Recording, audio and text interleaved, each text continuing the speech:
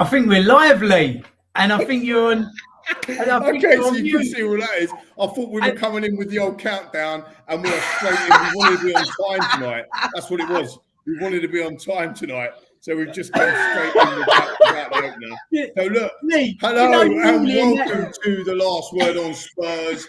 As you can tell, it's not quite a clown's car on fire, as Cracknell would say, but the big man, not quite here at the moment because he's feeding his babies. So you are stuck with me to give the intro, and I've made a right pig's ear of that, haven't I, to be fair? So look, we've got some fantastic returning guests as always. We are back on your screens already because of the breaking news that we saw earlier of Cristian Stellini. Finally, I say finally, as me and Patrick were calling it yesterday, we wanted to see that ticker tape a little bit earlier, but finally being sacked as the acting head coach of Tottenham Hotspur Football Club. And a statement come out earlier from the football club, which we'll go into details. But I just want to pass you around the room. You know the amazing guests that we've got. Crackers, over to you. Back again already for some more pain crackers. Thank you, Lee. See, Chairman Sachs has put interim manager Lee McQueen in charge. And with that terrible opening of the show and not playing like the 30 seconds countdown and that, you've done a Stellini. Get out. You're gone. I've done a Stellini. Patrick, you're next manager. All right, let's go. I'll take that. 5 minutes and it's over to Anne.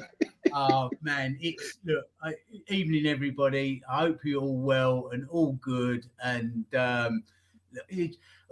touched on this last night, Lee. But, you know, people seem to think that, you know, this misery sells and people like, I don't want to be here tonight. I do not want to be here tonight. I'd rather be doing other things. But I get that people want to come together and hear what's got to be said and make some comments. And so here we are. So we're there for that reason, not because we want to be here. We shouldn't be here. So, and that's the only reason we are here. And look, I'm sure we'll get into it as the show goes on. But wow, I mean, we're running out of like superlatives, if that's the word, to describe this mess. And it is an absolute mess. Everything they touch, just like, you know, the Midas touch, everything you touch turns to gold. I think it's the Sadim touch, isn't it? Which is Midas backwards. Everything they touch at the moment just turns to crap. It really, really does. It is just evenly down to the club's statement, like where they've tried to make Daniel look a little bit warm and fuzzy and one of us. Like, you know, what a time to try and do that. Like COYS, Daniel. COYS, that got me. The COYS bit got me to come on you Spurs. I will say though, I mean, to be fair, you know, we have been calling for things to warm up a bit and get more communication out and so on and so forth. And it has to start somewhere. Like, it has to start somewhere. If that is the start of it, then great. If it's just a throwaway comment, which we're probably thinking it might be. But Lee, that's the thing. I mean, I think that needed a little bit more formality, a little bit more I'm in charge here. I mean, that really weren't the time to start trying to buy into what to be fair, what we've been calling for. We have been calling for this little bit more rounder, warmer, fuzzier, touchy-feely comms. But like, you know, read the room. At the moment, that's like, you're sincerely Daniel Levy, chairman. You got there has to be a little bit of gravitas to it. Not tonight. Not that announcement. You know, it's a bit like. Honestly, it's a bit like doing a card. You know, with sympathies card for somebody, and like, you know, hope you're feeling okay, mate, with an M and an 8 on it. Like, you know, there's times and places for that, isn't it? That weren't it. That was not it today. No, fair enough, mate. And it's fantastic to have you back on. Let's introduce some of the other fantastic returning guests that we've got, regulars on last one, people of our own, one of our own, two of our own, three of our own now. We've got the wonderful Jason McGovern. Jason, how you getting on, buddy? unmute you, bud. You need to unmute yourself. I was just processing yesterday's result, mate, for a time, because I thought we had an iffy start, but then for 70 minutes we more than matched them. And once Kane scored, they put in a low block and they got negative, and we got a 1-1. So, look at it that way. Back in it. Yeah, I thought we were definitely back in it. I think Newcastle feared we were back in it and went into a low block and just tried to play counter-attack football. So, no, I mean, seriously, I was glad I was working yesterday. I think my phone was like an Ann Summers toy. The amount of times it was vibrating yesterday, it was ridiculous. And of course, you don't just get the goal flashes now. You get everybody else texting you what the hell's going on, don't you? So for sure, mate. I asked. Funny enough, it was only about 10 past 2 or whatever. I asked the worst person to ask. I asked an Arsenal mate. I said, "Oh, Christ, we've just kicked off, haven't we?" And he said, "No, you've kicked off 4 times." And I genuinely thought he was winding me up until he showed me his phone, and I thought, "Oh, I can't believe it." So, and you're right. Here we are today. I think we all knew that today was coming after yesterday. My mind is immediately what happens on Friday morning, because we'll have to now go back to 3-4-3, and it'll be Højbjerg and Skip against Casemiro, Eriksen and Bruno, and they'll be feeding Rashford against Porro. So I think we could well be sacking yet another interim manager on Friday morning. But no, it's just been a basket case season, hasn't it? Certainly since the World Cup. I've never known a season like it. So many things go wrong. And you're right, here we are again. Absolutely crazy, mate. Great to have you back on. And Ant, of course, coming over to you, the main man, Antony Costa. What can we say, bro? What can we say? What I can say. What's happening here, son?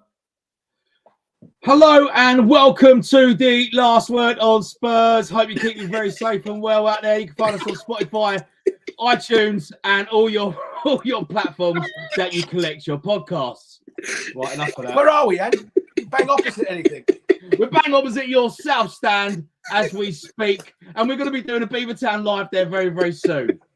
Well, I'm glad you brought it up, because I just wanted to bring everyone's attention to the Beavertown. We are bang opposite your South Stand. By Beavertown, who are obviously bang opposite our South Stand, and we bring you all the home and away games. We're hoping to get down there for an end of the season party. So. I think most of the people are now thinking it might be an end of the season wake, dare I say it. So an absolute calamitous season, as Jason said. Yeah, we are delighted, absolutely delighted to be sponsored by Beavertown Corner Pin on that side of things as well. So, yeah. Get down there and check all of the Beavertown crew out. And we've lost Costa. We've lost them already. Sorry, I've done a sax. Sorry, mate, I've just done a sax. So, and let's get your views, mate, before we bring Patrick in. I'm conscious of time, Lee. I'm very conscious of time, mate. Exactly, mate. No, listen, jokes aside, it was a disgrace yesterday. I think first time in about 25, 30 years, I switched off. After I didn't watch the second half. So I watched obviously Kane's goal, which was on Twitter. And I didn't feel anything. I was expecting a loss, but I didn't think we'd lose that bad. I predicted 3-1 the other day on our groups and stuff, and excuse me, different podcasts. But the way it ended, or the way it started, was an absolute disgrace. And it just goes to show that, Antonio Conte was right all along, which was something that we thought that we could prove him wrong, and we didn't. Stellini was out of his depth and has been since he's taken over. And now we've got Mason, and as Jay said and the lad said, who knows what's going to happen on Thursday night. Totally, mate. It's hard. It's a hard one, isn't it? And Patrick, coming around to you, I was absolutely clucking to be on the last one on Spurs with you yesterday. It's like London buses, mate. 2 come along at the same time. So couldn't make it up. You're back again, buddy. What do you make of this mess? I know we talked about this yesterday, but what do you? They couldn't really do anything else, could they? With Stellini today. Yeah. Well, first of all, good morning, good afternoon, good evening, depending what time you're listening or tuning in. For the people on the audio, I've actually got our third kit, the kit that we wore yesterday and got humiliated in. And I thought if I didn't wear it now, I'll never wear it again. It's like, you know, them PTSD moments, or those kids that get bullied and they never go back to the old school. If you don't go, you have to just face it head on. So I've got the kit on. Otherwise, I'd never wear it again, man. And this is actually a nice kit, but to get embarrassed the way we did in it, Jesus, it was bad. It was a shambles. Today had to happen. Obviously, you never want to see a manager get sacked because that means he's done a poor job or the club's in disarray, but it had to happen. We're now on our third manager in a season. That tells you all you need to know in regards to where we are right now. I'm excited for Mason, but I fear for him. I mean, 2 big games back to back. Does he have enough time to set the team up? Will we play the same formation? Will he make changes? These are all things we need to know. But Man United at home, a good team, and then we're away to Liverpool on Sunday. It's a baptism of fire, isn't it? So, yeah, I fear for the kid, but what can we do right now? Yeah, great to be on it with all of you guys. It's good that we can still crack jokes and have a laugh, but it is really, really sad times right now. You've got to, haven't you? Yeah. You've got to, haven't you? At the end of the day, you've got to. Let's get into it then, lads and viewers and listeners. I know the boss man will be back at some point coming back into the show, but while it is a 5-a-side team, let's start with the man that we'd probably have as as the linchpin, Jason McGovern. We'll start with you we've got Crackers and mine and Patrick's views on the show yesterday. So let's start with you and we'll go over to Ant afterwards. How do you sum up, Jason, where we are right now and what needs to happen moving forward with Ryan Mason, 6 games to go, and then, of course, that search for a new manager? I don't know really what you can do this season. I'm sure the club would still want to get Europa League football somehow. For me, I definitely don't want to be in the checker trade. So I'm stuck between trying to win games and lose games. I would have personally have put Mason in charge. I know we all laughed about it in the group at the time. I said I'd sooner had him in charge on when it originally happened.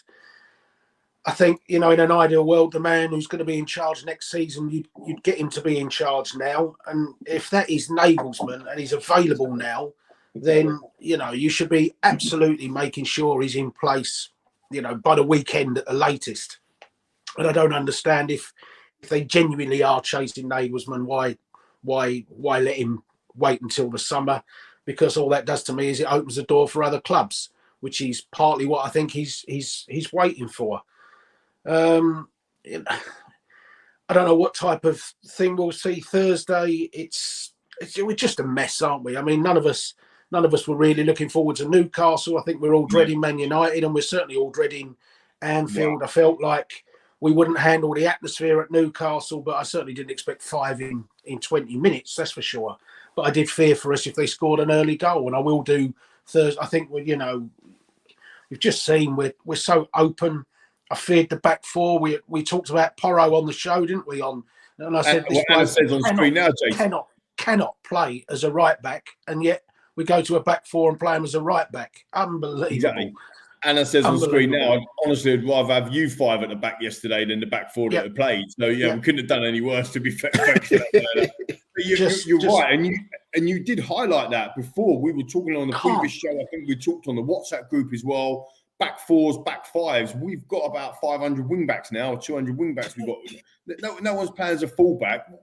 It's a bit of a mess, Chase, isn't it? I mean, I get the reasoning that I understand people are saying this is on Conte because his football was boring to watch and that. But I do think part of that is this year that he could see the faults in that team and thought, if I play, I think Glenn Hoddle even made a comment on BT during one game that if Tottenham play the way their fans want them to play, they'll be absolutely smashed to pieces at the moment. So, there's reasons why we're having to play the way that we were. And I think you see that yesterday. As to exactly why he hasn't gone to a back 4. I want the style of football right. It's great to see us play with the ball. There has to be some kind of solid base to give you something from, and we just haven't got it at the moment. So, and we won't have it for those 6 games. There's not much. We're talking about tried and failed players coming back in, and tried and failed players coming there, and tried and failed ones going there. So, I don't have much hope for those 6 games at all, mate. No, it's difficult, isn't it? And coming out, bringing you in, and just on your views, as I said, because Patrick and Crackers and myself done a show yesterday. what was your view on, you know, just summing up that Newcastle piece as you touched upon earlier, and also where do we go from here now? I mean, Ryan's got the job. We know he's got another 6 games. You know, it was 6 days before cup final the last time he took the helm. I think we got a couple of decent results when he played. I think he did revert to a 4-2-3-1, didn't he? Last time around, and we got beat at home to Villa when rumours were going on, wasn't it? It was 2-1, wasn't it? At Villa, we was at home, and it was only a few people back in the stadium because it was COVID. I mean, it's just kind of going round and round in circles, isn't it? You go round and round in circles, Lee. And I think for me, I did the Conte sacking show with Ricky a couple of weeks back, and Ricky asked the same sort of question you're asking. I would have got, if you're sacking Conte, that's fine. You've got to have someone in place 2-3 days later. All right, if it's not the next game, it's the game after that. But he's got to be in that stadium, in that training ground, overseeing who he wants, who he doesn't want, and who he wants to keep. And it's just, I feel whoever comes in now is going to be at the end of the season. We might finish 7th, 8th, whatever. Say we finish 8th. We've got no European football. I don't want European football. I've said this many a time. I don't think we've got the squad. I don't think we even take it that seriously, right?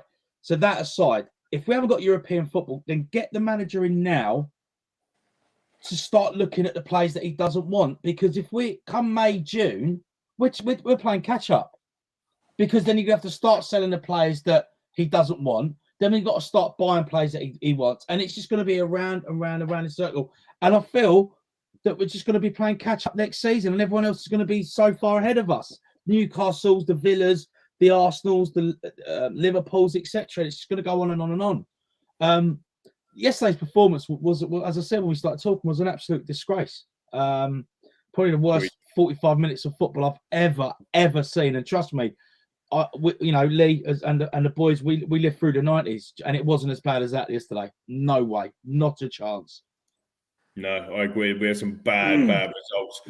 Crackers, coming over to you in a sense of the Stellini piece, they had no choice really. And I'm like, to be fair, I'll give a bit of balance. Like, they had to come out and do something and make action. We demanded it yesterday. I think the Trust have demanded it yesterday. I think lots of different groups, lots of different people all over social media demand we need something to change.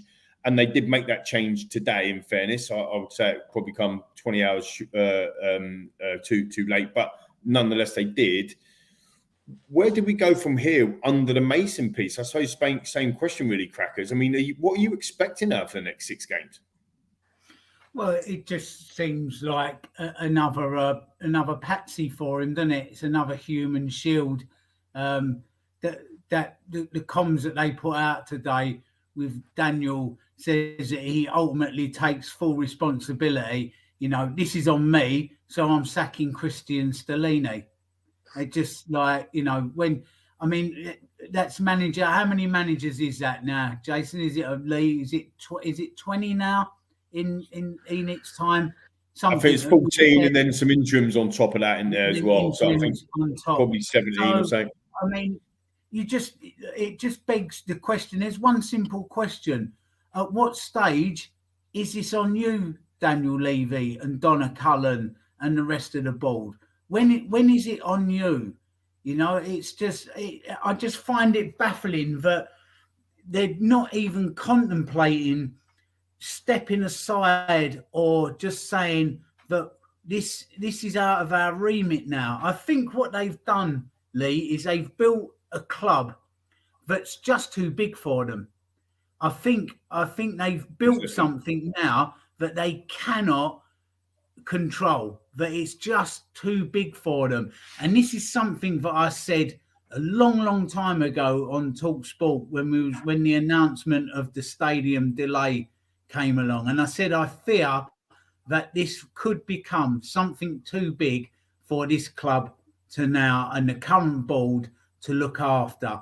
And they've had their mind everywhere else, haven't they? It's been the stadium build, the opening of it, the chasing concerts and everything else to pay for it. Now, in principle, as I've always said, that's fine. We've got to raise money to run a football club. You want big, new, shiny players. Guess what? They want big, shiny money. So you have to be pulling in that money from somewhere. So that's fine. But if you're spreading yourself very thin and you're dealing with booking agents for concerts and speaking to the Formula One guys and going to the other side of the world to schmooze and do these things, your eye is off the ball. So it now comes down to whether this board splits or they go away and just look after the commercial side of the club and Enoch Entertainments and bring in some people with a knowledge to actually just run the football side of this up. It's just the comment on the screen there, Potts winding Chelsea up before he comes home. I mean, look, I'm sure we're going to come on to that. We will do later. But, this Daniel Levy, Donna Cullen, they need to take more responsibility than this. That should be now reading that we're either going to step aside or we're going to look to bring in a new board to run the football side and communicate that out. Because at the moment, whoever comes in with the way things are is doomed to failure. And we can talk about Nagelsmann or Slot or, Guardiola, as Ant said the other day. Any of them, you could bring any of them in. It will not work with this current system. It has to change. Otherwise, we're all back here again in 2 years' time. 2 years, 18 months, probably. Nothing changes. Nothing changes. So, of course, we'll get into speaking about who we'd like to see and them going. But, the one big headline that we need to be hammering home, even once the new man comes in, is we cannot take the proverbial foot off the throat here of this board and them taking responsibility or hopefully going. That's where we are with it at the moment. Everything else from that is just us gathering and talking and just bobbling along until it all falls over again. Yeah, no, I can't. I make you right on that. Patrick, coming over to you. I mean, Cracker's just touched upon a point there about kind of, we're getting to the manager a bit later, but let's talk about the culture and the vision. Like, what as a fan, and you're season ticket holder as well, like many, what do you think the culture of the football club is today? Like, what do you actually think it is compared to what you want it to be? Does that make sense? I'm really keen to get your views, and Peter as well. I just have to say, there's over 1,500 of you watching us live. Absolutely incredible. The amount of comments that are coming in. I'm now understanding what it's like to be Rick, right? Because I'm literally just trying to put comments out as well. So we will get to a lot of your comments as well. But I'm interested in your views as well, listeners as well, when you get the podcast version, when we put this out later on, to get and interact with the show. So, Patrick, what is the culture right now at Tottenham Hotspur? I'll be brutally honest, I don't know what the culture is. As a younger fan, someone who's I've had a season ticket since we moved to the new stadium. I was arguing on Twitter earlier today with a fan who said that I was toxic because I said... That's unusual, Patrick, isn't it? Arguing on Twitter.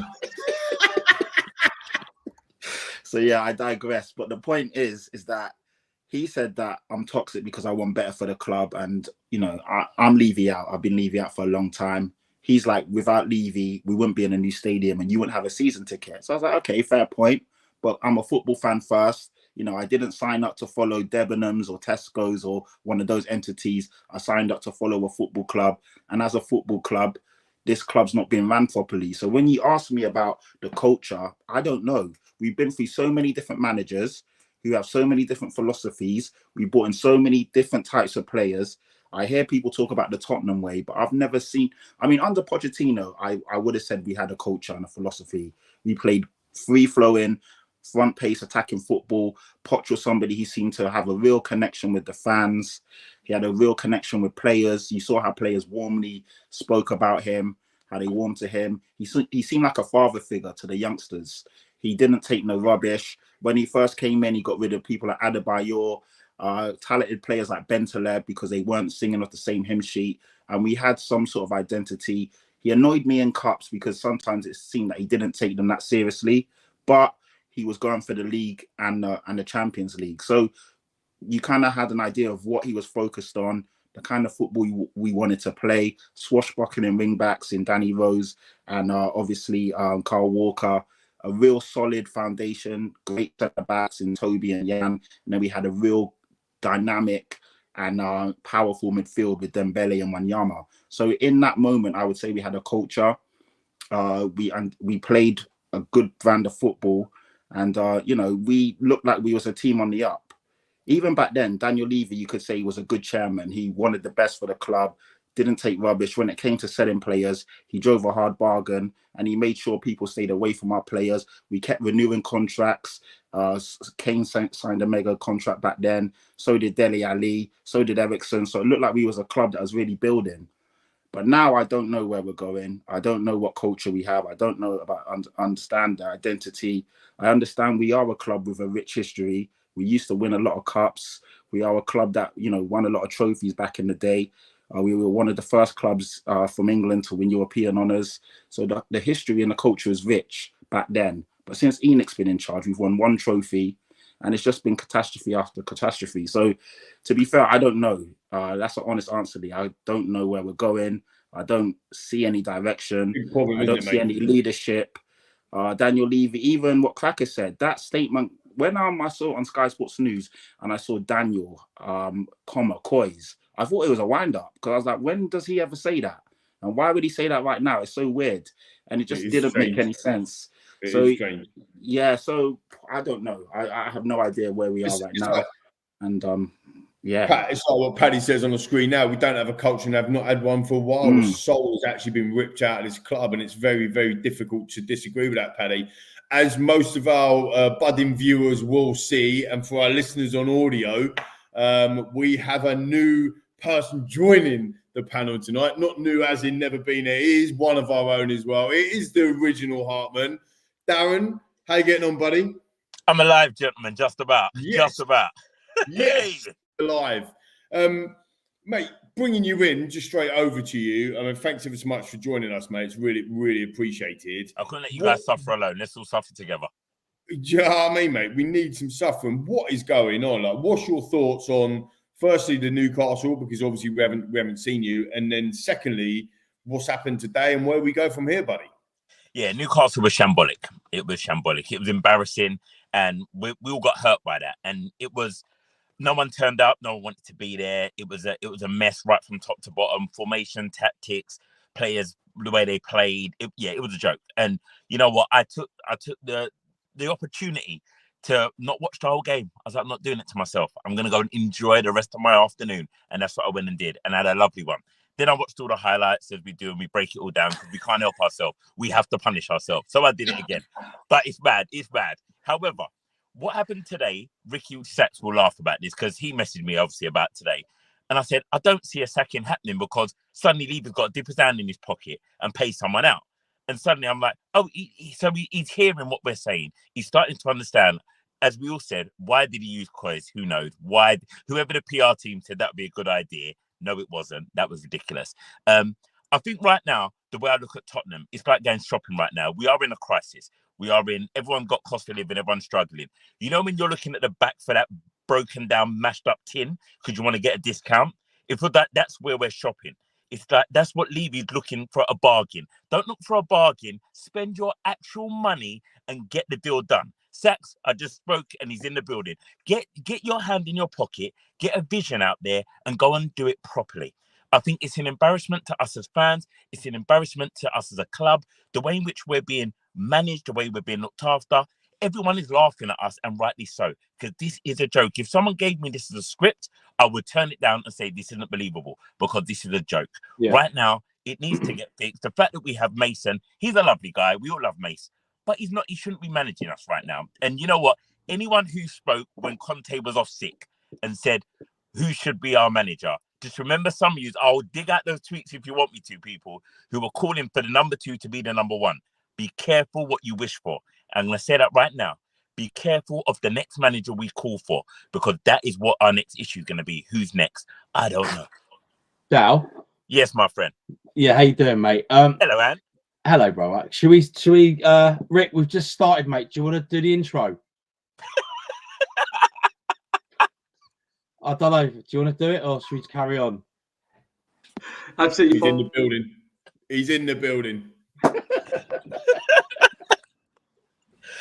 Oh, he's in the building and he's on mute. He's on mute. He's having a shocker. What are you doing, Rick? It's Sky Sports' very own Ricky Sacks. Ricky Sacks. Mate, everyone's bashing me for the beginning and now Sacks can't do it. Here he is. Come on, Rick. Go on, Rick. You do the intro, mate. Do you want to do the intro, just in case? So we got it. Oh, he's gone. And he's gone. You scared them off. I scared him off. This is the Daniel Levy produced episode of Last Words. Oh man, he's having a stinker. He still lasted longer than Stellini.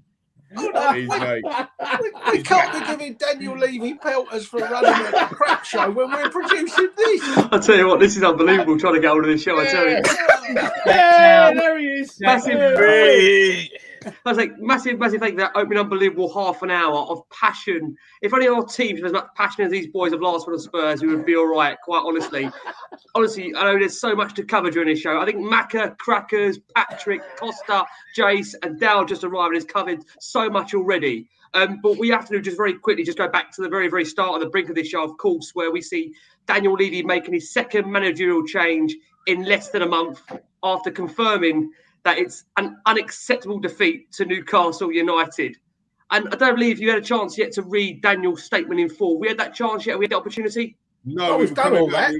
We're talking about next season, bro. We're the golf out, mate. We were going for the golf. We're just waiting for you to say. I don't blame you. I don't blame you. I must just say, though, in relation to the rest of what's to come, we will always touch upon Ryan Mason for sure. But, you know, on Stellini, just very quickly, because I have missed out in half an hour. Does anybody genuinely feel that he should have been given more time? Anybody at all amongst the panel here? Let's hear what you say, bro. Let me hear what you've got to say. Yeah, you come on. You go on. Go on, Rick. Rick, and make sure those screws on that chair are done up. I just, honestly, on the back of what's been a horrendous season so far, I'm like Ant. I mean, I wish I could be sitting there talking about next season. I tried to do that yesterday, as you know. I tried to even bring Burnley into the conversation and was shot down very, very quickly. But the nature of where we are right now, it's a big, big job for Ryan in the next 5-6 games. I think he will have to give the team a lift. I thought what was quite interesting, I'm not sure if you guys have seen any news that's been breaking in the last half hour, that there was a player committee meeting this morning, which, from what I understand, how much do you really rate of that player committee meeting that almost made the job for Stellini completely untenable and what led to his departure? And I just find it now interesting what we're going to see now from Mason these next 5-6 games. I mean, Lee, let's start with you very quickly. Do you think we're going to see a more expansive brand of football from Mason? Hold on, can I just quickly, Rick, jump in? Yep. I watched Hugo tonight interview after Zagreb again, and you know what I want my players committee to do is to listen to what he said 2 years ago and act on it and show the pride, put things right. Talk about it properly in a dressing room, hurt from a defeat. But his word for word is almost exactly the same interview 2 years ago. So what does that players committee actually speak about? All it says is we don't like Poch because we've lost a cup final. We don't like Jose. We don't like Nuno. In fact, we're not even going to give Nuno any chance. And we don't like Conte and we don't like Stellini. I mean, you know, I'm fed up with that players committee and all of them on it, not just Dyer and Højbjerg, but Kane as well is on that committee. And we've had 9 or 10 years of failures in that respect. I don't care the 270 goals, all of them on that players committee. Show some guts and actually sort things out yourselves. Over when you got to Hotspur Way this morning, what was the mood like of those players? Was it, oh, well, you know, we've got another cup final coming and we'll have to show a bit of unity and come together? Or was it actually some real soul searching that should go on from the players committee? And don't blame a fifth manager. Take responsibility yourselves, because that Saturday or Sunday was a fucking disgrace. Absolute disgrace what they did. And I don't care who the manager was. It's a fair point, mate. Look, it's an I mean, totally agree. Yeah, up, mate. I mean, there's not much more that can come back from that, Rick. No, Rick, I completely agree. When's the towel going to stop wagging the dog at this club? Exactly. When is that going to happen? And do you know what? We had a real insight into this when Danny Rose had the meeting with Jose Mourinho, and he didn't like what Jose had to say. I'm going to see Daniel. I'm going to see Daniel. Like, if you're the chairman and a player comes in and says, "Oh, I've just spoken to Jose and I'm not happy with what he told me," I'd say, "Okay, tell me what he said," because he may have said something completely bang out of order. But if it's a gripe with a decision he didn't quite like, I'd say, get out, go back. I don't care. Jose said stands, and if you don't like it, see you later. Sling your hook. And so we had an insight into this already, and Jason's spot on with this. Like, we don't like Antonio Conte. We don't like Mourinho. We don't. Well, okay, if you don't like them, go.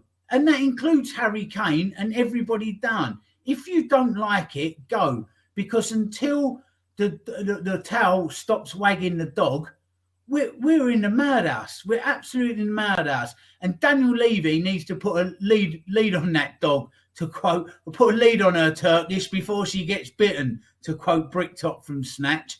He's going to have to go and put a lead on this dog and take it to some obedience lessons.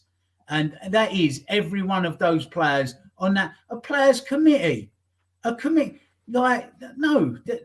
okay, maybe there's some nuance in that these committees do happen at other clubs, and it's because not everybody has a great command of English, so that they gather everybody's thoughts, okay? But it seems to me that this committee wields way too much power. It's not a committee that goes and, sort of gives their opinion on things. They actually wield some power like that. And until that stops, we're in the madhouse. We are absolutely in the madhouse. It's very hard to disagree with that. Go on, Licky. Very hard. No, please, Rick, you come in, my man. Yeah, I mean, it's very obviously, hard. I mean, the reality is now where we are 6 games ago, Mason's got them. I suppose the question is whether we are going to see a massive, real change in the football. Because, Lee, I heard what you said in that opening half an hour, that there was that concern, as Conte has alluded to it, and even Hoddle as well, when he's been on punditry, that if we are to change the team, then ultimately we're going to be massively exposed. So, Jace, for those like you that do want a free-flowing, flamboyant brand of football, is that going to be possible with what we know is really the squad's, ultimately their drawbacks? Can that be done in the next 5-6 games? No, not particularly. I've said it all along. We had it earlier on anyway. I said there's a reason that we were playing as we were this season. If you don't press from the front, and we have somebody that, I'm not saying he's too lazy to press by any means, but maybe he's just not physically capable of pressing. So there's no pressure on the opposition centre half who drifts into midfield. You can play 5 in midfield, but as soon as somebody drifts into midfield, you'll be outnumbered. You can't play, or somebody talking about playing a high line. 2 goals yesterday, struck one over the top of Romero, one behind Dyer. There's no pace to play a high line. So, and we certainly don't have fullbacks to play 4 at the back. So I think I dread to think what will happen, and not actually just with the obvious games, because confidence and belief and such in those players is also hit rock bottom as well when that happens to you, and you have to show a little bit of personal pride, and that group doesn't show it. It just doesn't. What's interesting, I thought, from the statement of Daniel Levy, which I'm going to read out, and Pat, I'll bring you in. He said, "Dear all, Sunday's performance against Newcastle was wholly unacceptable. It was devastating to see. We can look at many reasons why it happened, and whilst myself, the board, the coaches and players must all take collective responsibility, ultimately the responsibility is mine," referring to himself. Cristian will obviously leave the club along with his coaching staff. Cristian stepped in at a difficult point in our season. I want to thank him for his professional manner in which he and his coaching staff have conducted themselves during such a challenging time. We wish them well and his staff for the future. Ryan Mason, of course, will take over head coach duties with immediate effect. Ryan knows the club, the players well, and we shall update further on the coaching staff in due course. And that added piece I said when I came on at the start there, I met with the player committee today. The squad is determined to pull together to ensure the strongest possible finish to the season. We are all clear we need to deliver performances which earn your amazing support. COYS, Daniel. I know Lee already addressed the fact of Daniel mentioning the COYS element to it, but Pat, it's the first time in which I've seen a statement from Daniel where there is some form of responsibility being taken. That for me still isn't enough. Listen, I know Lee said it has to start from somewhere, but do you think this is at a point now where he's at least maybe listening or hearing the anger and frustration amongst the fans and is attempting to put it right? I mean, the guy's an intelligent guy. I'm sure he's got sources and people that keep their ear to the street. He's got people that watch social media. He goes to a lot of home games. So he feels the mood in the camp. So the guy's always known how we feel. He just hasn't cared enough. But now he's got nowhere to hide. He's run out of excuses and bargaining chips. Top manager after top manager, didn't nick a trophy, which is what he was expecting. He then obviously brought in an interim manager. It didn't work. He's now had to bring an interim for the interim. He's literally got nowhere to hide now. Harry Kane's got a year and a bit left on his contract. That's another catastrophe that he's going to have to tackle head on. So he's had to do something. He's obviously come out and done that speech at a university. That's not a coincidence that he's done that. It was at a place where he didn't really have to talk football, but it somehow got around that. Short, sharp answers where he answered things, but didn't really delve into it. So you got to hear a little bit, but not really, you know, he didn't put no meat on the bones. And yes, of course, he heard everything we said last night. He could see the frustrations of the fans. Fans leaving after 20 minutes when they took 3 or 4 hours to get there shows that the morale is on the floor and there's no way. I mean, it was a televised game. So the whole of the world saw that. The whole of the world saw how easy we are to attack, how weak we are. No one cared. He's talking about the players have said that, oh, you know, we got 6 games left. We're going to try. You should have said that 10 games ago. I mean, it baffles me that professional players that play for a big club like this are now using this with 6 games to go. They're coming out with these statements. They're just sweeping statements. It's literally a rinse and repeat. And Antony said it earlier. Lee said it. Jason said it. You literally could go 2, 3 years back, 4 years back and just check a interview after a defeat or after a manager gets sacked, and it's exactly the same story. We've heard it all before. We've seen it all before. Actions speak louder than words. Daniel, this summer, show us that you actually care. Show us that you want this club to be back. Because, I mean, if we're not careful, even teams like Aston Villa are going to have the jump on us next year. Like, we are really, really sinking. And it's happening before our eyes. And, you know, certain people would have said this. I know Antony said, funny enough, last year, you know, when we were battling Arsenal for third and for fourth, and Antony messaged me saying, don't go too early, you know, just wait. You don't want to get bantered. I was like, nah, you know what? I'm going to give it to them. And thankfully it paid off. We did get fourth, but he's always been cautious. And I get it. Now, when I see stuff like this, I understand where you're coming from. So it just... it hurts. I can't lie, it hurts. You know, I've put on a brave face. I've jumped on this show, a few other shows today. As I said, I joked about wearing this, but yeah, it hurts to see my club like this. It really does. Like, you know, it's not a good feeling. Dal, can I bring you in? Go on. No, I'll go Dal, then come to Ant. Dal, from what we understand amongst the camp there, I mean, fairly reliable and fairly close to the club is Matt Law. He says that belief in the morale among the players and staff at Tottenham has been described as being at an all-time low. I just wonder, even with the appointment of Mason, are you really going to get anything really out of this squad or even group of individuals in these next 6 games now? I'm not expecting anything more than what we've been getting for the last few games.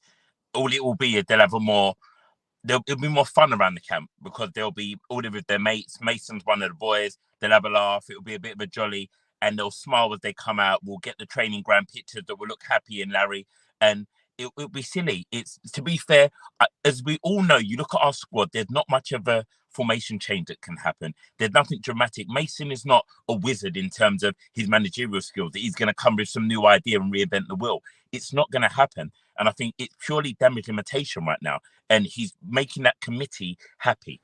And I think that will play into him trying to negotiate contracts. And as we said about the Kane issue, it's probably helping to go, oh, what do you want? And he's now trying to help these egos be happy. And as Crack rightly said, we shouldn't be playing that game anymore.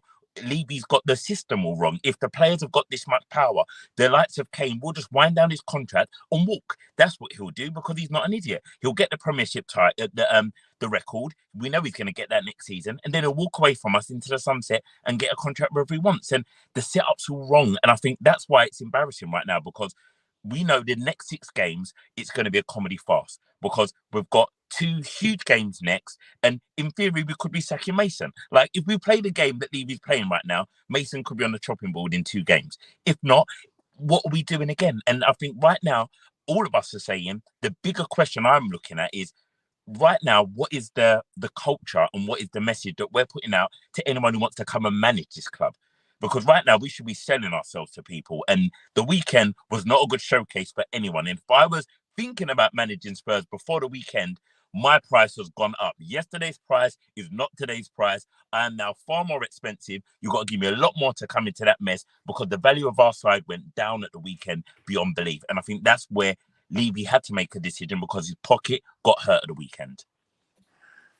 Cracks, if I can bring you in, you know, the 6 games left for Mason, Man United at home, Liverpool away, Palace at home, Villa away, Brentford at home, Leeds away. What do you want from those games? And I'd be interested to know from you now what you deem as being an achievement between now and the end of the season for Tottenham, if you can even call it that. I think all you can really hope for now is that these players take some professional pride, that they actually go out there and look like they care. They do start to care, and that they do put shifting and get round each other if things aren't going so well. Because even if things were going really good, Man U is a tough game, Liverpool is a tame. So I want to see nothing more than just some good, honest, professional caring about the performance and result. And, you know, I want to see them hurting if they get beat. I want to see them maximum effort. This is what I want to see. I want to see them be us on the pitch. That's all I want. It's not, you know, I'm not saying, oh, we should win this, we should win that. At the moment, all I really care about is attitude, culture, and just looking like we actually give a damn. And nothing more than that. Results aside, you know, they're neither here nor there, Rick. I just want to see the green shoots and the start of us just trying to come together. And that is basically it. I just want to see a level of professionalism, caring, and fighting for the cause, because I've just not seen it so far, and that is it. And if that's, you know, maybe 4 or 5, 6 of the players in the team that do give a damn, that's, if there's others in there that really don't care, well, then we'll be able to see those of them that haven't got their heart in this. So we really have just got to start to build from the ground up. So at the moment, it's just the absolute basics. That's all I want to see. I just want to see some care and it meaning something. Everything else is a bonus. And no laughter at 3-0. Well, Jason, let's bring you in, then we'll go to Anne. Honestly, in your opinion, Jason, bringing Jason there if I can, from what we understand, Mason has got a significant amount of support from the Spurs players to take this team and to the end of the season. And what we understand as well, that he wasn't, he's been unable to completely put his own stamp of authority on the team because he ain't his gig. So again, the same question to you really. I ask you what you feel may change or what you would like to change. Do you want any European football, Jace, come the start of next season? I think we should try and be in Europe. I don't mind being in the Europa League, but the problem when you're in it is we don't take it seriously. So we limp through a group stage, making like 9 changes, and we'll lose to Tromso, or we'll lose to, I don't know, Dynamo Dogs Poo or something, won't we? We know that. We'll stink out a couple of group games and there'll be poor games at home, and then we'll get to the business end of the season where I think the Europa League can be quite a decent competition with decent sides in it. But we'll immediately say, but we can't play Sundays, and that means we're having to play Thursday nights, and we're going for the top 4. And let's be fair, if we're 8 points behind the 4th place, that Daniel will still prioritise that league game against Bournemouth than he will against Fiorentina in Europe. So, you do think, what is the point of being in Europe for Tottenham? At least with the Champions League, they in theory try to take it seriously, but the Europa League, they don't. And I have no interest in being in the Checkatrade version, mate. No interest at all. Lee, if I can bring... let's go around, actually. And, we discussed about Champions League and how what's the point of being in it if we simply just seemingly go out of the competition. We know obviously had that opportunity where we went to the final, of course. But again, with Mason, he was overlooked for the interim job originally by Stellini. I just wonder what that feels for the players, because I know the players were fairly surprised at the time that Mason was overlooked for the job. So do you think he's going to get a lot more out of them than what Stellini has done so far? Maybe, but it mustn't paper over the cracks. If we beat Man United by some miracle on Thursday, it can't be, everything's hunky-dory, because it ain't. It ain't. And it won't be until a new manager's in and we start again next season. I think the whole premise of him coming in, as I think Patrick alluded it to, and Darren as well, it's his mates, and he might get a bit of respect, and so be it. But I just want this season done now. I've never been so disconnected with a club that we all love, the viewers here all love, the listeners all love. I've never been so disconnected with this club, and I think the quicker this season ends, the better for me. Lee, let's come back around to you, mate. Look, ultimately, it is Mason's gig until the end of the season. I mean, of course, he oversaw those final 7 games of the 2021 season. And, we know he's got an adoration and a love for this boyhood club. Do you think, Lee, there's going to be a lot that's going to change between now and the end of the season under Ryan Mason? We touched upon this earlier, didn't we? I think he did play a back 4, didn't he? When he come in after Jose, and he stopped the kind of the low block scenario. He got us 15 yards further up the pitch. The problem with that, even if he stays with a back 3 and you push 15, 20 yards further up the pitch, we're going to get obliterated, aren't we? With pacing behind. I mean, Rashford's going to have a field day. Martial, they're going to be loving it. So it's going to be difficult. And then you got the trip to Anfield where you push 15, 20 yards further up the pitch, and then you've got Robertson, Trent, and Salah. Gakpo. It's a stick or twist situation. So I think Ryan Mason's instinct will be to push on and go front foot and go a bit more attacking. I do think it will be. But I think, Patrick, you mentioned this yesterday, or Crackers, you mentioned it yesterday on the show, to do that against Newcastle in such a big game under Stellini, and then to do that against Manchester United and then against Liverpool. Suicide. Exactly, mate. So, we should be really looking at probably doing that against the Evertons and the Southamptons and the Bournemouths with the greatest of respect. So you get a bit of confidence. You get, this is how we're playing. This is what we know. This is why, going back to the whole Stellini coming in as the acting head coach was an utter shambles of a decision, because we wasn't ever going to get anything different. It was always going to be the same. So then when we did try and change it up in arguably, certainly one of the biggest games in the last 10 games of the season, against a side that are flying, we've come unstuck. So the Ryan Mason thing, he's got a massive job. Like I love Ryan Mason. To be fair, I like him. I think he's one of our own. Obviously, what he's been through, what he's doing.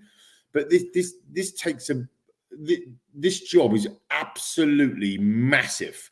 Not massive from a point of view of such a successful football club, but massive to turn around this tanker, because it is sinking quicker than a Titanic, and somebody's got to get underneath it, start pushing it up. I'm not sure. I mean, I'm pro Poch, and everyone's saying that he's about to go to Chelsea, and that's going to absolutely kill her, like dagger in my heart and everything. But I'm thinking even maybe Poch can't turn this around. Like, this is going to need players somebody. there, brother. That's what I'm saying. That's what I mean. Yeah. That's what I mean. Yeah. This is very, very, very difficult situation. So, and I think somebody touched upon it earlier. And if there's going to be some real change, Cracker said it loads of times. Nothing's going to change until something changes. But if the custodians of this football club really want what's best for this football club, then that's what will change.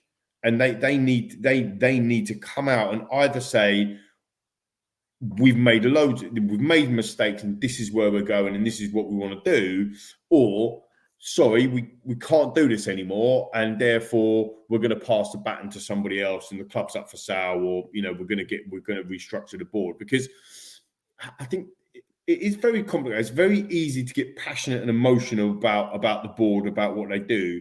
You've got to understand that first and foremost, and I'm not saying this is exactly the truth with Tottenham today, you can go and do your own research, but first and foremost, a board are there to look at risk and governance of the business or of the football club. And I know people don't like me calling it business, but it is that's what it is, right? At the end of the day, that the entity.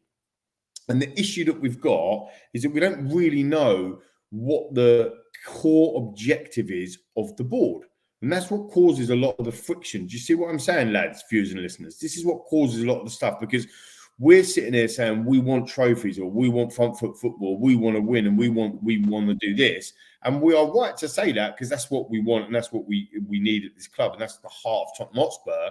But the board's vision or the board's objective might well be to make sure that this club has a 20-year financial footing. Right, so we're never going to go out of business for 20 years. Now, we might not like that, but that's what might be their objective. So when you look through the board and you look at the people that are on the board, are they good at making us win trophies or playing front foot football? No, but they don't need to be, because that's not their job. Their job is to make sure that the club is commercially sound and on a financial footing. I'm not saying it is, by the way, just to be clear. I'm not saying that's what it is. I'm saying that's what it could be, their objective. And therefore, the objective of the footballing side sits with a Maurizio Pochettino or a director of football or a Cristian Stellini or whoever comes into that footballing side. And whichever way you want to carve it up, I see one of the main problems, not all of the main problems, but one of the main problems that hits all of them different departments, if you want to call them that, recruitment. That is what it is, one of the major problems in the football club, which at every single level has been abysmal for a long period of time. Whether or not that is at academy level, bringing in players that don't make it, whether or not that's under 21s or squad level players that can't get into the first team, whether or not that's players that we've bought in for massive fees that we can't then ship out of the football club. This is all recruitment related. It's all personnel, people related. Whether or not that's managers, where we keep recruiting managers and getting rid of them. You said it earlier, 15, 16, whatever, 14 permanent managers with interims on there. And then again, whether or not it's at the board. Like, are we bringing the right people into the board? We just had managing director of football coming into and sitting on the board, and we've had to let him go, or he's had to resign because of the problems behind the scenes. So again, the recruitment, even at board level, the personnel at board level, the people that are coming into the football club at every single level, whichever you lay the blame on. And by the way, just for the record, it's everyone's to blame across the all them levels, but it's the person at the top of the tree that ultimately carries the can. I'm chief executive of my company. Okay, I am the guy that has the responsibility for it. If the decisions are wrong and our company makes bad decisions, or we don't make enough money, or we don't treat our customers correctly, it's my fault. Do you understand where I'm coming from? So that is Daniel Levy's fault, or Daniel Levy's job. But what I'm saying and what I'm trying to understand, what I'm trying to kind of get some, not even balance, it's just trying to be mature about the situation, is if the board's objectives, right, from the owners, from the chairman, from the shareholders, if the shareholders are saying, we want to make sure our number one priority is that we are around for 20 years, the board's doing a good job. If the number one priority of the shareholders, is we want to win trophies, the board's doing an absolute shocking job. Do you see where I'm coming from? So that for me is the bit, and the bit that touches every single bit, just to repeat, is recruitment. It is abysmal from top to bottom at every single level of people that we've got in every department, if you like, in the club. There is this horror story of recruitment. And that's not to say there's not some really good, amazing people that work for the club. Of course there is. But you think back, even to the point where the furlough situation, again, all to do with people, all to do with recruitment, all to do with your staff, all that, just abysmal decision after abysmal decision. And that for me is where you have to start to concentrate to change something. You've got to put a stake in the ground and say, this is who we're going to be. This is who we are going to be. And it's going to take us a month, or it's going to take us 10 years, but this is who we're going to be. Who's with me? Who's coming on the train with me? Come on. And that's how you start getting people to follow you. This is leadership. And then you start putting the building blocks in place for that. Are you with me, lads and listeners and viewers? You start then saying, right, okay, this is what we're going to be, and this is how we're going to get there. And you start putting them building blocks in. And that is the project. That is the crazy train. That is everyone come and follow me. This is where we're going. If you don't want to be part of it, as Jason said, get off the train. We're not interested. That includes all of you senior players. If you don't want to be on this train, you know where the station is, man. Get off at the station, because this is where we're going, and this is what we're going to do. Lee, that has to be a collective. Go for it, Ev. No, I was going to say, I'm just coming on to that last bit you're saying there, Lee. If the new manager comes in, okay, say it's Nagelsmann, just giving him as an example, and he wants to clear the decks, get rid of the people, your Højbjergs, your Dyers, etc., Hugo Lloris's, etc. Do you think us fans will give him the time to do that? A bit like what Matey Boy did across the road with Aubameyang, Lacazette, Kolasinac, except them big characters. Do you think our fans will have that patience for say a Nagelsmann to go, no, this is what I think, this is my vision for this club, you have to trust me? Do you think we're in that position to go, okay, you do what you got to do? Yeah, I think so. And can I just say there, Ant, it's more if he comes in and says, I want Kane to go. If he came in, Nagelsmann says, I want a high press, and we can't with Kane, so I'd sooner take the 100 million for him, and we finish 10th, and we finish 10th next year. And the media will also be, hold on, they let Kane go and they're not scoring goals. They won't look at it being a 5-year project. It will be, they won't. They've just lost 2-0 at Bournemouth, and they've sold Kane, and he's just scored 2 for Man United in the game against Liverpool next week. So that's where you've got to be brave. And do you think do you think the next manager will be, Jace, or lads? I mean, John, just to say it. I mean, Pat, let's ask you that question. You know, in relation to the next manager, if we look at actually the managerial stints at Spurs, including the interims, Pochettino, since his sacking in November 2019, Mourinho got 516 days, Mason had that temporary period for 71 days, Nuno Espirito Santo got 124 days, Conte got 509, Stellini 29, and Ryan Mason, it's 6 stints for Tottenham in total now for 3 years and 5 months. This club is absolutely craving some sense of stability and somebody to take control of it, as Lee has suggested there. Who is the man, Pat, that you feel is the right man? Because it doesn't appear to be Pochettino. It appears that he's very, very close to joining Chelsea, along with a lot of the backroom staff, of course, they had at Tottenham with him. So who's the next man, Pat, through the door, in your opinion? Well, my short list was Nagelsmann at number 1, Pochettino number 2, and Marcelo Gallardo, who's the ex-River Plate manager, at number 3. Marcelo Gallardo, fantastic manager, hasn't managed in Europe, and his English isn't that good.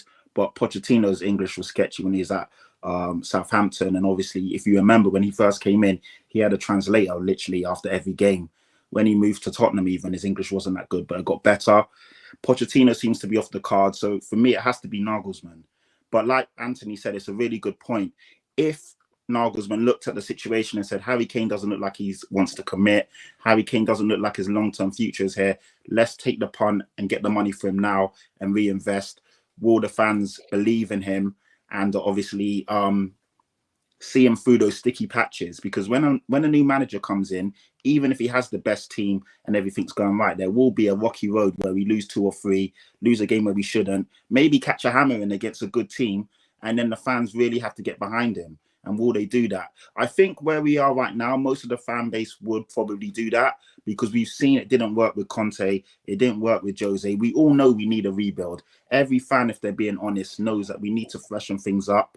Maybe that is to get rid of Son. Maybe that is to get rid of Kane. These are guys that I love. I don't want it to happen. But if we're being honest, they've been here for 8-9 years. And it's the same old story. We're not getting past that or across that finishing line. I do think it's time for a big refresh. So Fergie's did it all the time, Patrick. Fergie did it all the time. Yeah. You know, exactly. Your Jaap Stams, your Ruud van Nistelrooys, David Beckham at the time. Snap. I mean, I was like, he's so David Beckham. Oh my God. But that's just some of the players. And Fergie went, no, you have to always refresh. And obviously he's a legend in his own right. But the fans are always patient. I don't know if us as fans are that patient. I like to think we are. We have to look at the bigger picture, though. If we want to be a successful club and look at Pep Guardiola. Pep Guardiola will get rid of Sane or Cancelo, and you're thinking, what? But then he comes and gets someone else, and they go again. Our team doesn't refresh itself. Like Ricky said, and like Lee said, we had 5 players from the last time we lost 5-1 at Newcastle. That was like 6 years ago. Why have we still got 5 players on our books? We need to refresh, and it's going to hurt. And that might mean that we lose a Son or a Kane. But to be honest, it's time. These guys haven't got us past the hill at their best moments. Kane can't press and can't run. Son is looking a yard slower, if we're being honest. He's not as clinical. It might be a bad season, or it might be the sign of things to come. You've got to take a cut on one of these guys, and we go again. We need to reinvest. If Daniel Levy's not going to throw 300, 400, 500 million at it like a Chelsea or Man United, one of these guys has got to go. I think that the big difference with the big difference with some of those clubs though is that Man United would release a Jaap Stam, but they'll still go and sign a Vidic or a Rio and things like that. Whereas you know, we do know with Kane, I mean, as much as I probably would sell him, we will never, ever, ever sign a player anywhere near as good as what we've had from Kane. Never. For a long time. Because even if we chucked a bid in of 200 million for a player like that, the player won't want to come to this club. Not while we're in this thing. Not until we're starting to win trophies and win titles. And that's the big difference, you know, that you can get. And, you know, Chelsea can throw money at Lukaku. It doesn't work, so they can throw money at someone else. We don't do that. And therefore, that Kane one, I think, will be a real problem for us. And the media, if that was to happen, will crucify us non-stop every time we get beaten. And that's where you're going to need that real bravery for a new man. I want to go to Cracks. I want to go to Dow. Cracks, you know, we've been talking about time and patience here. And the one man who arguably would have got a lot of that patience and time for what he did in the previous spell was Mauricio Pochettino. I know many are probably thinking, why are we bringing Mauricio up again? I think, look, I made my point very clear on Mauricio that at the time I felt it was the right time for Mauricio to go, as much as that might have upset people. Look, the players stopped running for him. You know, the man did do something here that we all recognise and respect, that he brought a philosophy, a brand of football that we all enjoyed. But ultimately, there's still, as we've said on numerous occasions here, 8-9 players still at this football club that were during the era of Pochettino. So who do you think, Rich, will be given the time? Because my concern is that the minute a new manager comes in, if they do not hit the ground running, and don't forget, Nuno won his first 3 games and won Manager of the Month, and we were very quickly calling for his head, and rightly so, because the football was horrendous. We weren't even having shots on target. But what I'm saying is that if a manager comes in and does not hit the ground running, God, they're under pressure. So who will that man be that gets that time, in your opinion, Cracks? Well, they come in and they're under pressure, and everything else associated with that, because it's not clearly communicated out to the fans from the board what they're looking to do.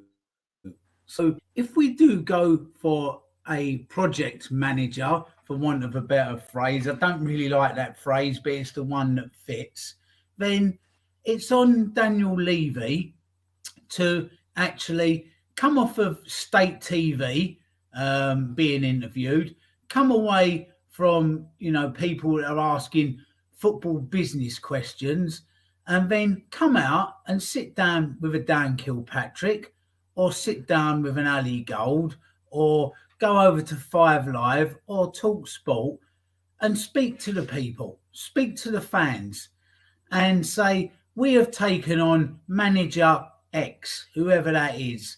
We're in a bad place. This is on me. This is on, he's going to have to shoulder the blame for it. But then communicate out what it is you're going to look to do over the next 3, 4, 5 years. And say to people, whilst we're trying to rebuild and get this right, we are going to have some bumps in the road, but I want everybody to come with me. And I'll take a cuffing like 6-1 at Newcastle if that's part of trying to get somewhere. You have to take that. They do come along, these things, but that needs to be communicated out. Now, I think most sensible fans would go with that and would allow it, as long as we're trying to get somewhere. And do you know what? If we get to a point where it's really not working and that manager has to go, then they go, but we're not in the place where we are now with our mood and feelings towards the club, because we've tried. Everybody's been on board. We've tried and it hasn't worked. There's a big difference. It's just about getting the comms out there and telling people, here's our journey. Here's the manager. I, as the chairman, will back this manager and his decisions. And if they work, fantastic. And if they don't, okay, we'll have a go somewhere else. But I'll just, that manager will go with well done, unlucky, that never happened. But there won't be the toxicity like this there currently is towards the board, because we'd have been communicated to with what they were trying to do. And it was just bad luck. It never actually happened. You see where I'm going? All the time they don't communicate out. Everybody, social media, us included, the media, the radio, the written press, they filled a vacuum with conjecture and guessing, and why has this happened? Why has that happened? And there's nothing more frightening than your own imagination. And that's what you do. You think to yourself, oh, my Lord, I bet this has happened. I bet that's happened. And it all just piles up and bubbles up and just makes this toxic, horrible mess. So whoever it is that comes in, back them and communicate out what it is you're trying to do with them. And I'll go with it. And I'll go with some younger players. And if he makes that call, brave call of getting rid of some of these senior players, and even players we don't want to go, like Jason said, if Kane's heart's not in it, then it's best he does go. It will hurt. We will get a lot of media using it as a stick every time we get beat, but you're going to have to be brave. You're just going to have to put your big boy pants on, suck it up, and deal with that bump in the road, because the following week, if you then go out and win a game, that's not the narrative anymore, is it? It will be changed. It'll be somebody else's turn in the barrel that's got walloped that week. That's the way the media works. So as a fan base, as a club, and as a squad, and as a manager, we've all just got to be a little bit braver and a little bit more hold your nerve and just give something a go, with everybody and their wheels all going in the right direction and working together. Dal, before we look ahead to Manchester United, I want to ask you your feeling. You've had a lot from the guys there in terms of the need, the need for an essence of patience, time for whoever that new man's going to be. There's a lot of names that have been mentioned in the media, of course. It doesn't feel Spurs are any closer to knowing who that man's going to be. And I said this on our last show, that anybody looking from the outside in would think, God, there's a lot of work to be done there. But likely Lee put me to correction that, again, they'll look at that and think, I can get a lot more out of these players than what I'm seeing right now. So I just wondered, Dal, for you at the moment, given the nature of where we stand in the market of the manager pool that's out there, who actually at the moment tickles your fancy to think they can actually work with this club long term to try and coin the phrase, the train back on the crazy train track in Lee McQueen's world? And you know what? It's so difficult. And Lee's right what you're saying. Like, it is, if you're an adventurous manager, if you back yourself, there's a great project there. There is a great project to really make a name for yourself and really to propel yourself into the love of the fans, but also to build momentum for yourself. And I think the guys mentioned earlier when we spoke about like Alex Ferguson and Pep Guardiola and their kind of how they change the team around and they move. And there's a couple of little elements I want to just flag up about that. With Fergie, he was bigger than everybody. He was the gaffer. No one was bigger than him. No one was bigger than Manchester United. You look at Pep Guardiola, his football philosophy is bigger than any player that comes in.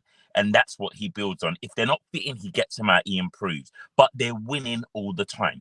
So that makes the fans stay off his case. Now you look at Liverpool. Liverpool have been doing well. Klopp started to fall off. The chairman hasn't come out and spoke, but what they have done is they've just kept backing him. The fans have made noise, but they've backed him because Liverpool have bought in to the Klopp way. That philosophy of football, that ideology of how they're going to do it, it's been bought into. And I think the reason why Spurs are in problems right now is because all the managers previously, we've all seen the contract lengths, 2 years. That doesn't give us any hope of going, this is anything long term. So when they start to see a crack, we all panic because we're worried that the manager's going to lose love of us because they've been win-now managers. We're worried that the system's going to fall away. And even the players are going, well, this ain't working, so we might as well end it here. So it's already set the culture. So if we are going to go long term, if we are, as Crack said, that term project, if we're going to go project, right now we're in a good place. There are lots of very good project managers available. You look at Nagelsmann, you look at Potter, you look at the managers that are available. There are managers that, even Roda, like people may go, oh, even people like him, they are coaches, they are trainers, they are managers that love the training pitch. They love to build, they love to invest. Now, the thing that we have to do as fans, and this is going to be the hard part of the bargain, if we go project, we're going to have the moment where we're all going to be here getting abuse in our social media posts, in our DMs, because Spurs have fell off. This project ain't working. We've got to pull it now. This is a joke. Sack him now.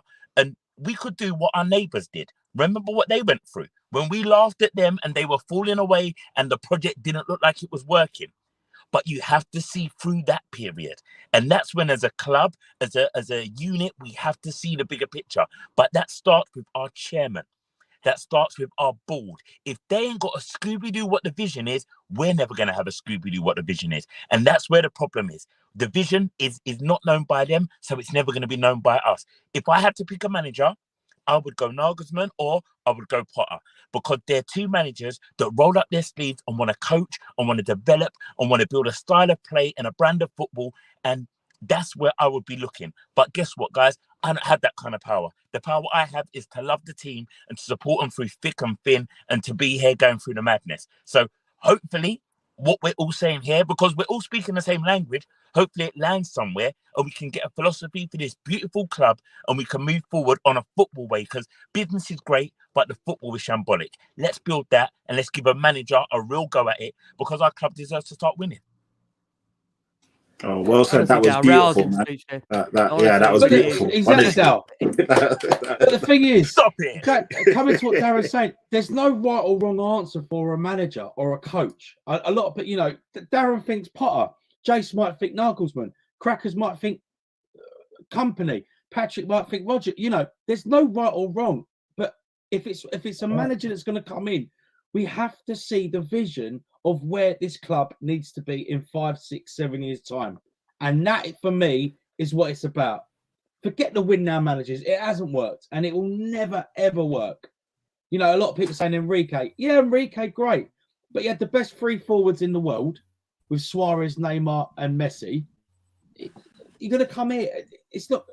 But if he does come, then back him. As you say, Rick, win-now manager needs win-now manager tools. The culture has to be right. The key again is that. Of course it does. The culture. Yeah. But that again, Cracks, comes from the top. But that comes from seen the very top. That's the biggest problem.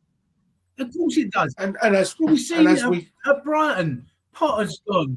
They've lost players. They bring in a new manager. They bring in replacement for players.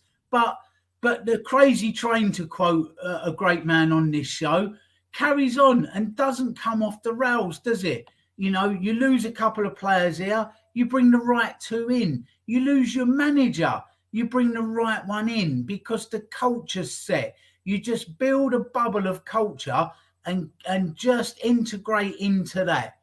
And then that way you get this seamless movement and this seamless, you know, you don't come off the rails with that. You have to build the culture, build the style, and then you can swap in and out one or two pieces within it. So the culture is the first and biggest signing we have to have at this club. And be honest with yourselves. Don't sit there and tell a new manager the remit is top 4 football, because you know you can have that as your aspirations or whatever, but the reality is, you know, it's not going to happen next season. We're too far behind the ball. So and we know others will improve. So let's be honest on day one and say, look, we probably aren't going to be in the Champions League next season, and therefore be honest. Like I say, just be honest with yourselves. And if you really set him and say you've got to be top 4 or we're sacking you, then you've got to run the club totally differently to how it's run now, haven't you? Well, I don't know. I mean, just Lee, on that, I mean, I think no, that's having that coherent vision. And that exactly. was the point with my long narrative earlier, which is if the club want top 4, there's no reason why we can't get top 4.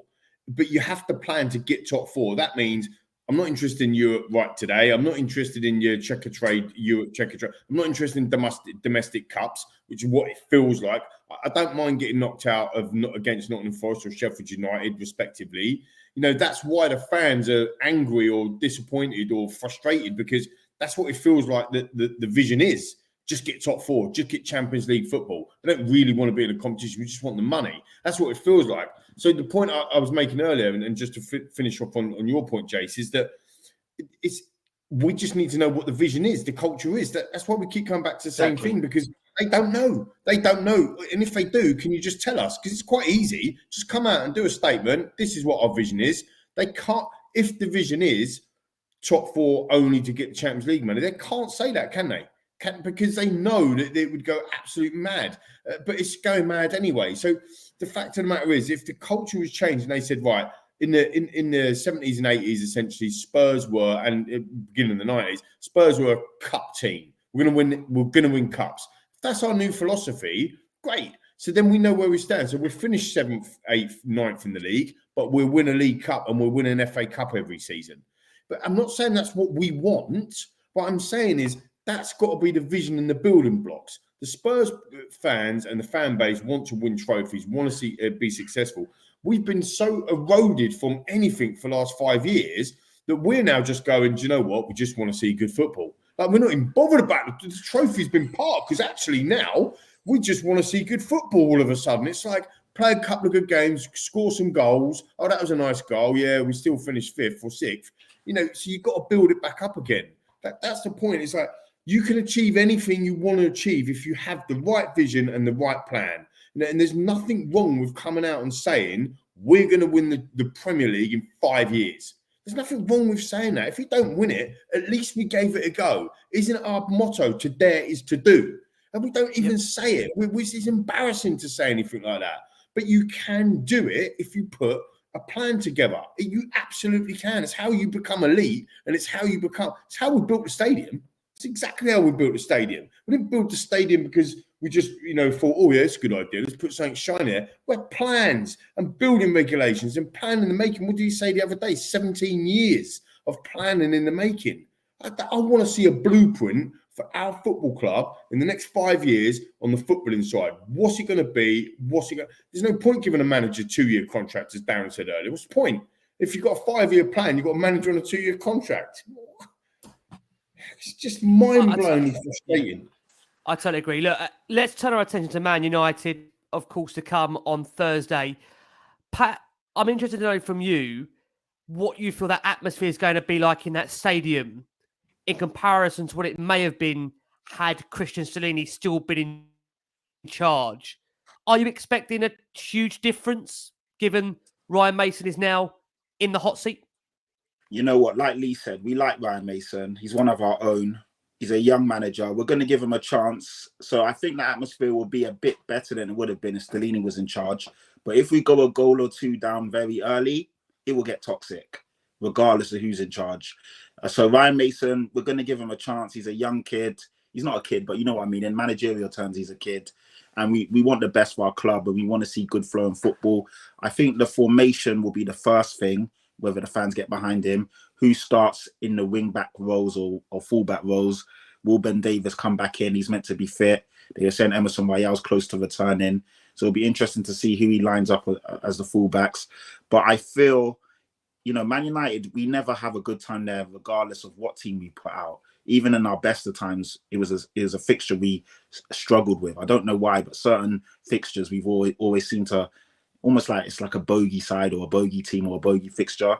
So right now, Man United will be licking their lips. They're off a high. They've just obviously got through to a cup final, and they're in a better moment than we are. Our confidence is on the floor. Our morale's on the floor. The players look like they didn't want to be there on Sunday. So I don't know, but I think if we go a goal or two down early like we did on Sunday, I mean, it can't get worse than 5-0 after 20 minutes. But say we do go a goal or two down in the first half, I just struggle to see how we come back from that. And it just sounds crazy to say, but it can get toxic if we ship a goal or two. And please, for the love of God, start Fraser Forster. I don't want to see Lloris in that starting 11. That is one thing I'll say. Jace, can I come over to you? I'm interested to know from you what personnel changes you would like to see for Thursday. That's going to really, this ain't the right word to you. Definitely not the right word to you. That's going to excite you. God,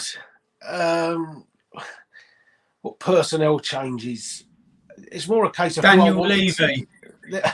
There are so many players. Daniel Levy. There's a personnel change I'd like to see. There are so many players that I don't want to see on the pitch that will only end up with a 3-man team. That's the problem. I don't know what you do. I think there'll be Son, Kane and Kulusevski, that front three. I think there'll be a big demand to see some kind of change in that front three. I think Kulusevski is really, really, really struggling. Sonny's struggling, but has scored a couple of goals. So my gut feeling is you should at least make one change up there. But whether Mason's really got the cojones to do that on his first game, I'm not sure about.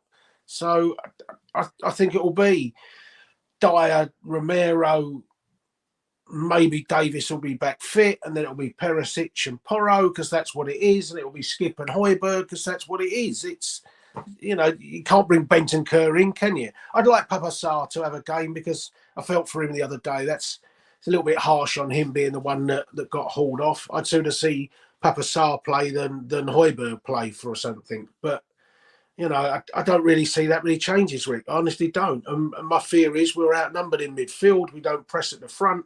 And Rashford against Porro fills me with horror, absolute horror. So we need a goalkeeper to have an inspired performance.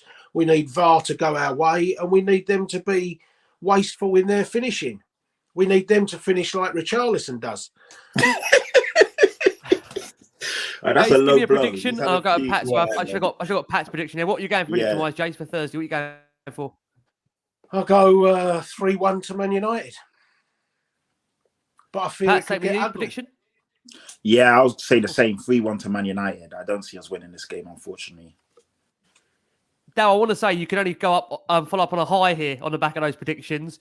They're coming off the back of reaching a cup final, Manchester United. The irony is, last time we played Man United was the last time we were going through this, where he took Lucas Moura off, wasn't it? It's the last time they came to our stadium. We haven't beaten them in our stadium yet. No, we haven't. We have not beaten them in the stadium yet. Now they're coming off the back of a cup final advancement. Obviously, after that win against Brighton on penalties. What are you expecting? Many are actually questioning, forget about the personnel changes. Is there going to be any mindset changes? Do you see much change in Dow in these next 3-4 days before the game itself? I think there can be a little shift in the mindset, because if the players did have issue with Stellini and the whole vibe, if there was a dirty atmosphere, that's now gone now. And like I said before, they've got their mate now, and it's now the lads are running it. So it could be a jolly. Now, for me, I can't ever articulate and say that we're gonna lose. I can't predict a loss. It's against my philosophy. My tongue won't let me do it. And you know what? The way I look at this game is, with the atmosphere, it's going to be a weird one. If Spurs start well, Mason could get everyone on his side and we could suddenly have a real buzzing atmosphere. If we start like we did at the weekend, it could be toxic and it could be a write-off. So I'm going to pray for a surprise, and that somebody finds a little bit of the cojones that Jason spoke about, and someone goes, I've got some, and I'm going to play ball. Because remember, Man United are also... they're up and down themselves right now. They've got injuries, they've got worries at the back as well, and they've just played their semi-final. So that's emotional high. Maybe we nick a 1-0. You know what? I'm gonna live on the edge. I'm gonna go for a nick a 1-0. Because I can't do a loss. I can't say it. I can't do it. He's one of the most positive contributors to Last Word on Spurs. Dal, thank you, my friend. Thank you so much. And we're gonna come to you next. I can see you squinting there when comments were mentioning Antony v Perisic. I could see the squint in your eye. You seeing even that thought of the combination at wing back there. Listen, Fred's going to score because he hasn't scored all season. Right, he's going to score a bullet. 25 yards out, right? First touch. Guaranteed he hasn't scored all season, Macca. He has. He scored against us. He scored against us. Oh, he hasn't scored at our ground yet. Oh, mate. Yeah, Fred will score. I think. I reckon Lindelof. Lindelof, head up. He ain't scored, surely. He ain't scored about 5 years. Bullet. Let's be fair. Ericsson is, isn't he? Yeah, don't say that. Listen, you said it, not me, Jason. You said it, mate. Ericsson is. You know, many have said this. An Ericsson free kick. What do you think, Antony? Do you give us? You don't give us any chance for this game at all, Ant? No, nothing at all. I don't think there's enough time for him to try and change anything up. I think doesn't matter if that Man United played after us. They're in an FA Cup final. I hate betting against. I hate a loss against my team. Of course I do, but you got to be brutal and honest. And I think it's going to be a 3-1, 3-2 loss. Phil Jones will come back. Oh, he ain't played for 5 years, bless him. Wouldn't that sum it up? Cracks, let's come over to Ant. So prediction, Ant, what are you going for prediction-wise, Ant? 3-2 okay. To United. Oh, Weghorst, I forgot about him. Sorry. Don't give him any more. Don't give him any more ideas. Hold on, we've got 9 different Man United scorers now. No, I'm just getting them out there. Mate. At least 3 of them was going to score. We won't lose by 9. We might lose by 6, but it won't be 9. Well, don't. No, I'm putting 9. No, don't put anything past players out there. It won't be 9. I promise you, it won't be 9. Don't jinx it. What I'm worried about is look at the amount of comments. Maguire man the match. I don't know what Ant's done to the viewers and listeners here. He's done them all in. They've all been Costa. Come on, you're back with me on. Oh, God help them all. Good to see Adrian's been on the Jaeger bombs tonight, isn't it? 2-0. Cracks, you're back with me on the Jaegers. Cracks, you're back with me for Thursday. I'm intrigued to know what you feel we're going to be reviewing on Thursday night. How do you see it playing out, Cracks? Do you see much of a change in mindset? What do you want to see from this Spurs 11 that goes out there on Thursday night? You said about what change of personnel. It's more a change of the mindset, Rick. And I just can't escape the fact that the board have looked at what's gone on, seen Thursday, absolutely filled their pants because they're that worried, and thrown Ryan Mason in because they're hoping that we're not going to go in and be toxic on Thursday night because it's good old Ryan Mason that's in the dugout. This is what they've done. It's a cynical, emotional blackmail move, what they've done. Well, I'm kind of hoping that they get every last drop of toxicity on Thursday night within reason. Like, there's no need to be personal or horrid or, breaking the law or anything like that. But if this board hears booing and chants them to go Thursday night, they'll deserve every last decibel of them.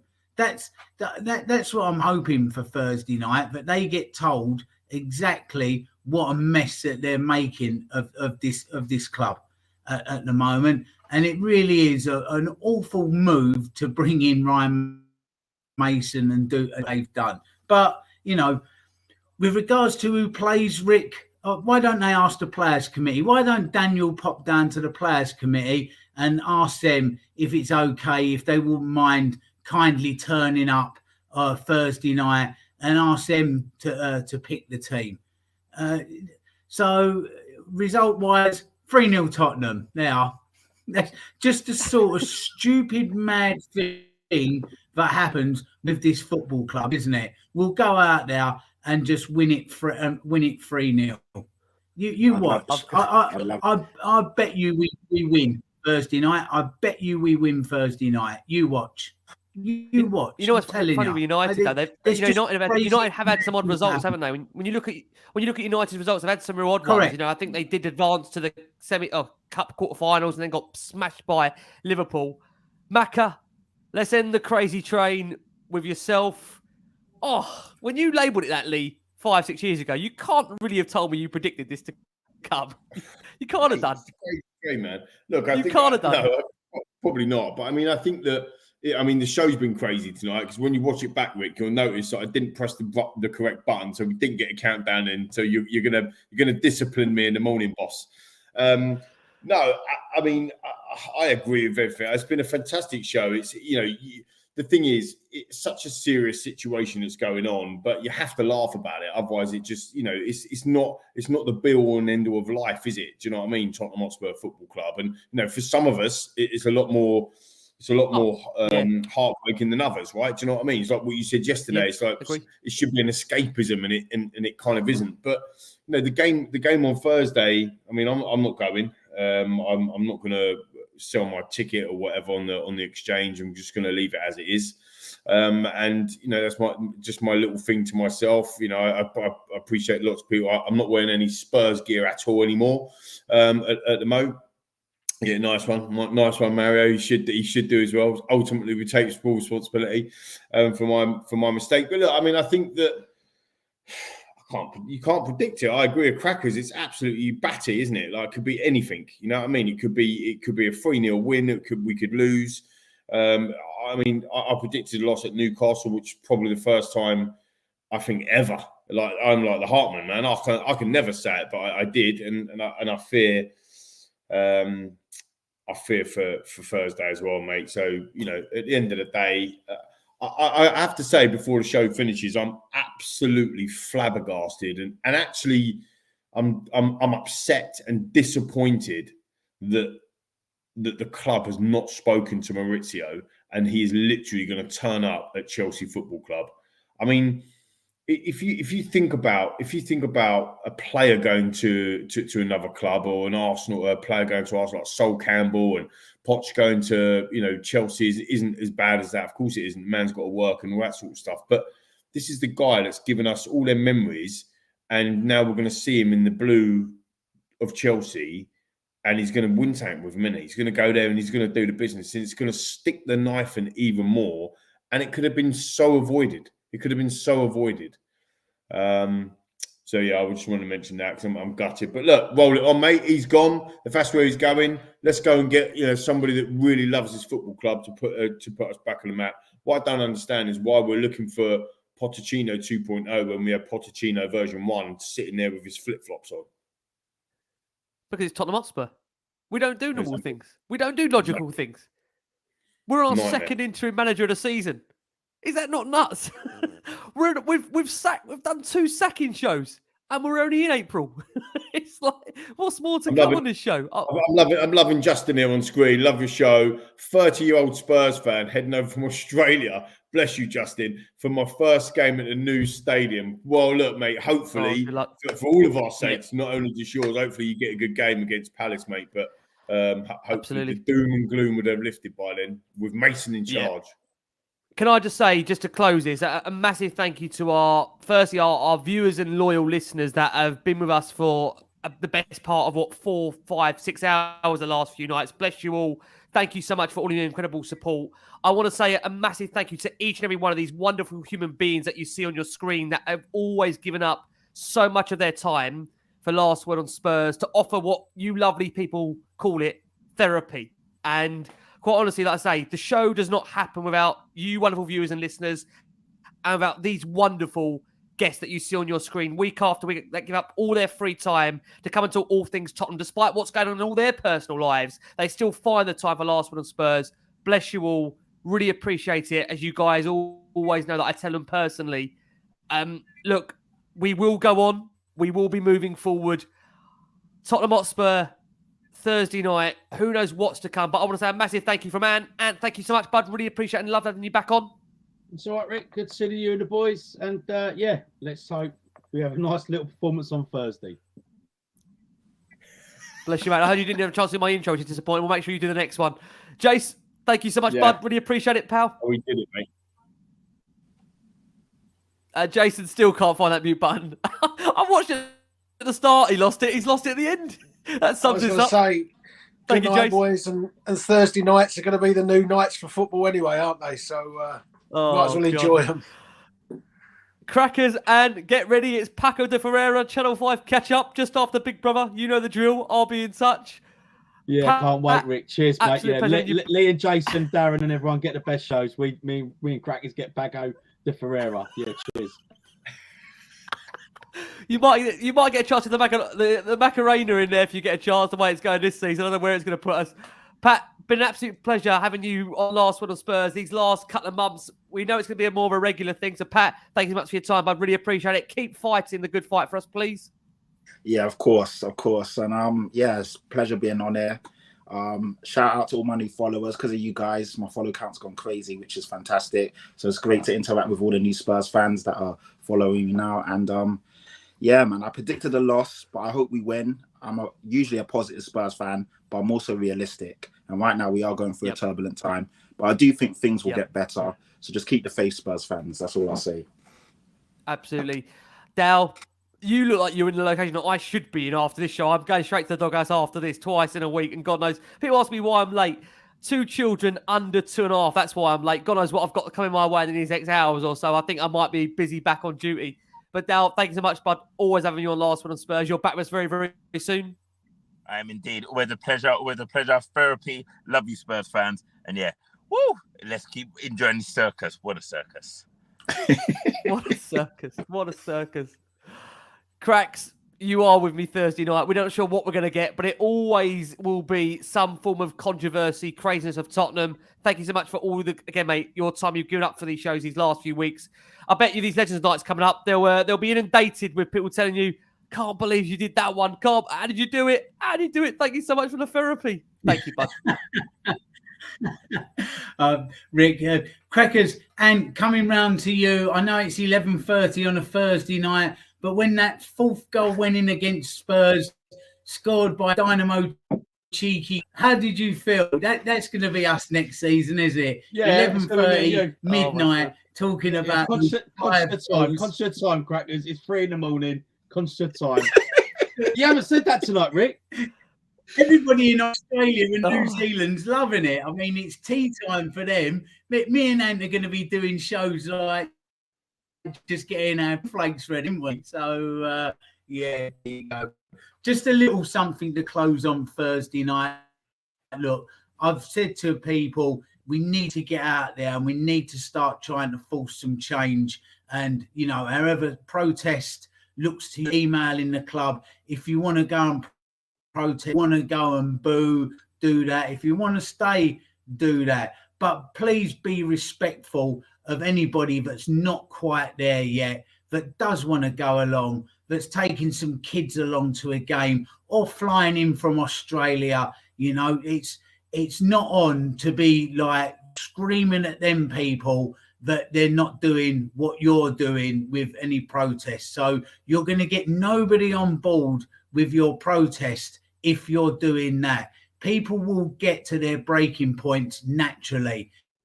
These protests, demonstrations, they happen naturally. You cannot force them. So if somebody's not there yet or saved up a lot of money to come and watch it and want to go, then you don't want to be getting on their back. You just let them do what they do. You do what you do. And you know what? It will eventually find its level naturally. So please, whatever you're doing Thursday night, be respectful of each other. Amen. Amen. Oh, 100%. And Lee, I'm sure, like I say, between now and the end of the season, there'll be lots more drama coming our way, because that's always the Spurs way that we find ourselves in. But if you've got a rallying cry to finish it on, Lee, to these wonderful viewers, loyal listeners that love Last Word on Spurs, and bless them, have given us so much of their time to come and check this show out, which again is testament to the wonderful viewers that we got out there and listeners.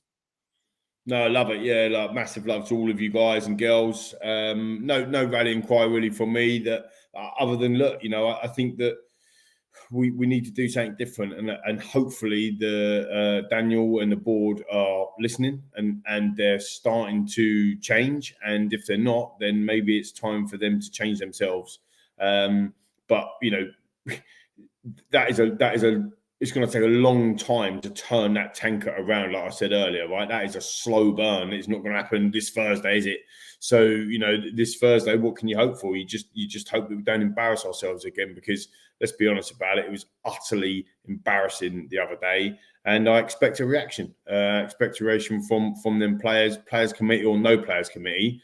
They need to go out there and wear the badge, kiss the badge, and play for the badge and play for us. Like if they're not willing to play for themselves, whatever, but play for us, because them fans, them travelling fans, all of the home fans, we deserve it, right? We deserve to get a performance out of it. Go and play your best possible football, and if you've given your all and you've given your best, and it's still not good enough, then at least we know where the level is, don't we?